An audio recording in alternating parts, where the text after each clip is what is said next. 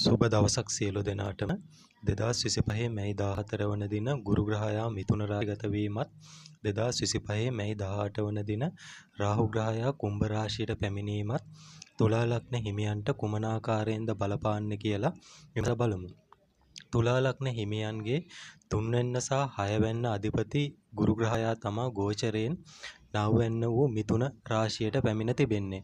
එතකොට 9 වෙනි ධර්ම ස්ථානය හා දීර්ඝ ගමන් පිළිබඳවත් උසස් අධ්‍යාපනයේ පිළිබඳවත් කියවන ස්ථානයේ වශයෙන් හඳුනා ගන්නු ලබනවා.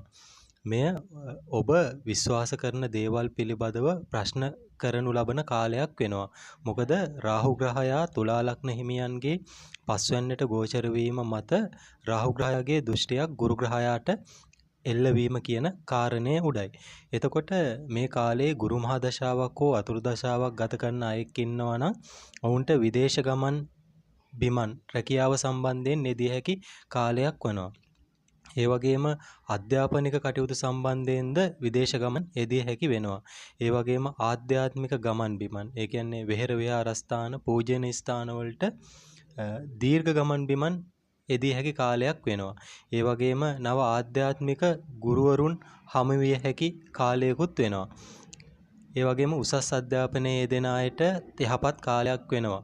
ඒ වගේම සහෝදරයන් සහෝදරීන් ඒ වගේම අසල්වැසියන් සමග ගැටුම් පැවතියා නම් ඒවා විසඳන කාලයකුත් වෙනවා. නමුත් ජීවකර ගුරු ග්‍රහයාට රාහු ග්‍රහයාගේ දෘෂ්ටි එල්ලවීම මත මොකද ගුරු ග්‍රහයා 6 වෙනි අධිපති වෙනවා. එතකොට නීතිමය හා සෞඛ්‍ය සම්බන්ධයෙන්ද ඒ වගේම පියාගේ සෞඛ්‍ය සම්බන්ධයෙන්ද සැලකිලිමත් යුතු කාලයක් වෙනවා. මේක විශේෂයි ගුරු මහා දශාවක් හෝ අතුරු දශාවක් ගෙවන තුලා ලග්න හිමියන්ට. ඊගවට රාහු මහා දශාවක් ගෙවන අයට රාහු ග්‍රහයා පස්වැන්නට ගෝචර වීම බලපානු ලබනවා.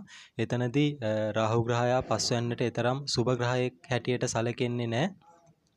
නමුත් මේ අවස්ථාවේදී ගුරු ග්‍රහයාගේ සුබ දෘෂ්ටියකට රාහු ග්‍රහයා ගෝචරයෙන් ලක් වී තිබෙන නිසා රාහු මහා දශා හෝ අතුරු දශා ගත කරන අයට එහි අසුබ ඵල එතරම් ගෙන දෙන්නේ නැහැ. නමුත් උපන් කේන්ද්‍රයේ පස්වැන්නේ අසුබ ග්‍රහයින් නැත්නම් ගමන් බිමන් යෙදෙන ඒවායින් ලාභ අත් කරගන්න පුළුවන් වෙනවා.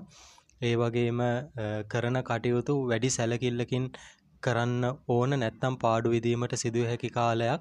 ඒ වගේම සුබ ග්‍රහයින් පස්වැන්න තුල සිටනවා නම් අධ්‍යාපන කටයුතු වලටද යහපත් කාලයක් වෙනවා.